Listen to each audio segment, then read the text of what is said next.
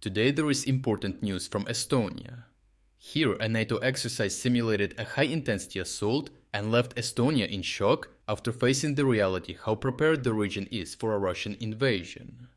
The results expose dangerous vulnerabilities in NATO formations operating in a drone-saturated battlespace, boosting Russian confidence that the Baltics may become an easy prey for a full-scale invasion. NATO's Hedgehog 2025 exercise in Estonia included more than 16,000 troops from 12 member countries, but this time it included Ukrainian drone specialists drawn from frontline units such as Nemesis, Rarog, and the International Legion of the Ukrainian Main Intelligence Directorate.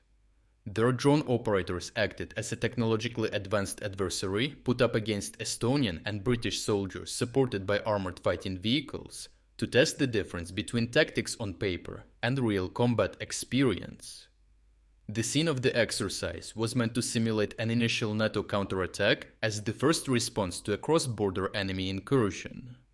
The training started with NATO units deployed from assembly areas, advancing along road corridors toward the simulated engagement zone. From there, they established hasty camps with tents, vehicle parks, and resupply points close to the front line. The Ukrainians, operating hidden in dugouts and acting as the opposing force, used reconnaissance drones to identify static concentrations and expose logistics nodes, creating a real-time map of enemy positions. This was done through Ukraine's Delta system, a real-time battlefield management and situational awareness platform integrating drone, satellite, and frontline data to coordinate operations and target enemy forces.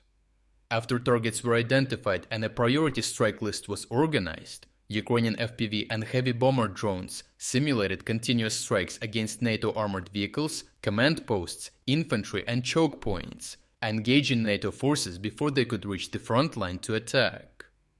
After this initial engagement, NATO elements attempted to regroup and conduct a rapid advance to overwhelm the opposing force, but without being able to find the Ukrainians, who were anticipating this reaction, Blue forces encountered mined approaches and logistics routes. Further simulated drone strikes by the Ukrainian operators compounded losses, blocking roads and eliminating armored vehicles one by one.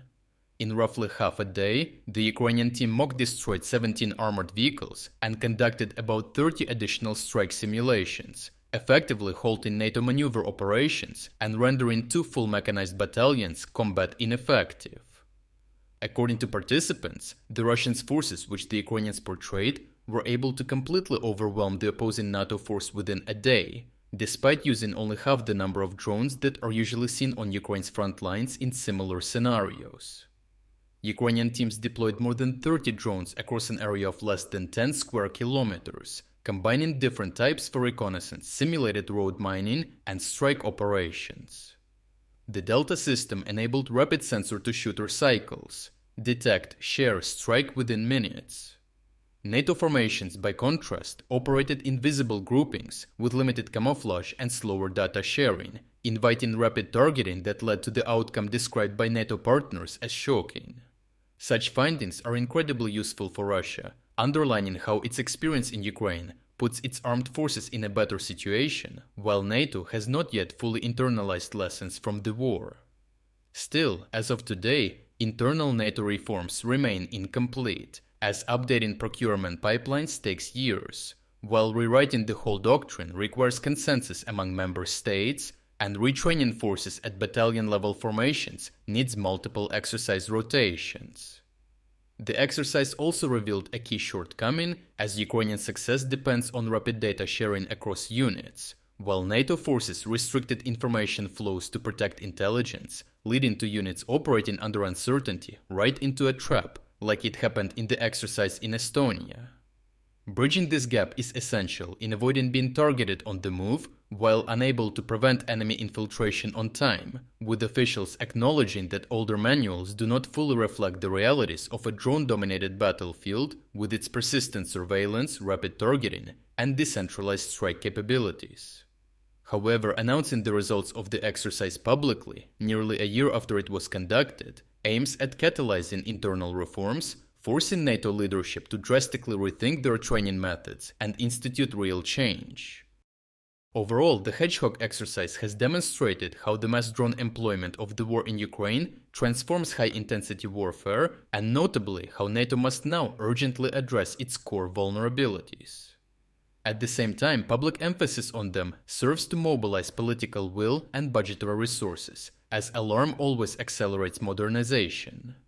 The exercise's objective was to force critical self-assessment, and it exposed the operational gap that would exist if a real Russian invasion, using same tactics, occurred on NATO's eastern border. With the help of Ukrainian war veterans, Estonia forced its allies to confront the reality that 10 drone operators can defeat 16,000 soldiers, accentuating the need to adjust NATO doctrine accordingly. If you would like to explore other key developments today that we couldn't cover in this video, make sure to visit our interactive news map. The link to our interactive map is in the description below.